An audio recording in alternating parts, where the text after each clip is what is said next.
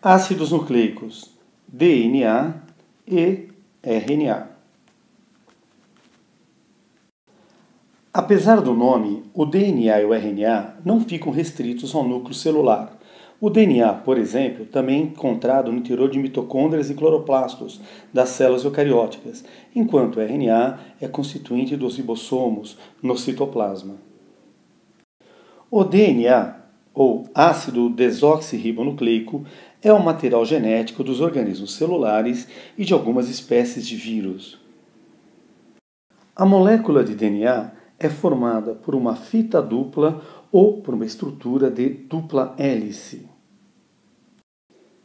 Cada fita ou cada hélice da molécula de DNA é formada por uma cadeia de nucleotídeos. Mas qual é a estrutura de um nucleotídeo? Como é que eles se unem na construção de uma hélice de DNA? E como é que os nucleotídeos de uma hélice estabelecem ligação com os nucleotídeos da outra hélice, construindo assim a fita dupla ou a estrutura de dupla hélice? Vamos analisar a estrutura dos nucleotídeos que formam a molécula de DNA. Cada nucleotídeo é formado por um fosfato unido à desoxirribose, que é um monossacarídeo, que por sua vez encontra-se unida a uma base nitrogenada. No DNA, as bases nitrogenadas são as seguintes: adenina, timina, citosina e a guanina. Em cada nucleotídeo há apenas um dos 4 tipos de bases nitrogenadas. Os nucleotídeos se unem e acabam construindo uma hélice ou uma fita de DNA. A união se dá entre o fosfato de um nucleotídeo com a desoxirribose do seguinte. Pelo fato da molécula de DNA ser construída por um grande número de nucleotídeos, esse ácido nucleico é classificado como polinucleotídeo. Como a lateral de cada hélice acaba sendo uma repetição monótona de fosfato, desoxirribose, fosfato, desoxirribose, iremos representar a lateral de cada hélice por um traço. O que varia ao longo da molécula de DNA é a quantidade e também a sequência de bases nitrogenadas.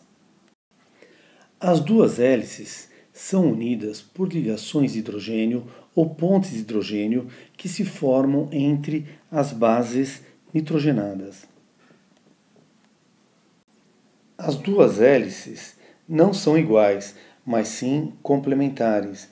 Observe que se há adenina numa hélice, a timina na outra.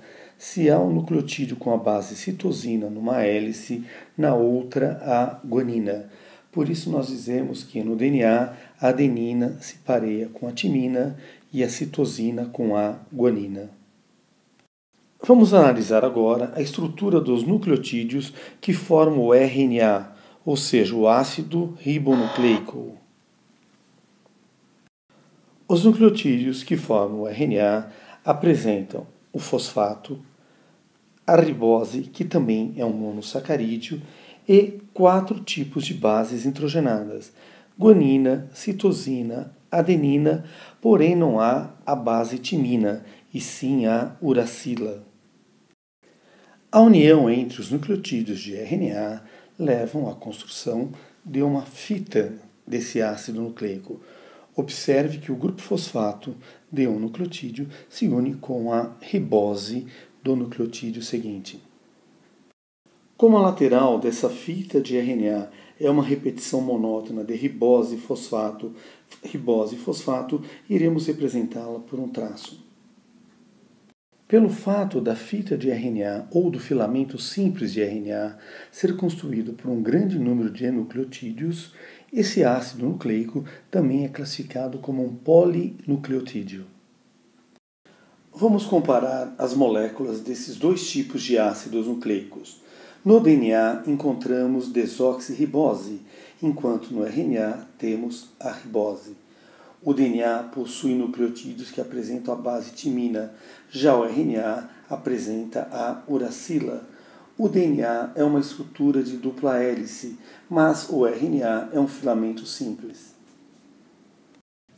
Nos organismos eucariontes, O material genético responsável pela hereditariedade, ou seja, as moléculas de DNA, elas estão localizadas no núcleo da célula. Por isso que a célula do organismo eucarionte é classificada como célula eucariótica. As moléculas de DNA não estão isoladas no núcleo, mas sim elas estão associadas a moléculas de proteínas, dando origem a uma estrutura que nós chamamos de cromossomo. Então, analisando essa pequena fórmula, nós temos que no organismo eucarionte um cromossomo é igual DNA mais proteínas. No interior do núcleo de uma célula somática humana, há 46 cromossomos, portanto, há 46 moléculas de DNA. Mas qual foi a origem desses 46 cromossomos ou dessas 46 moléculas de DNA?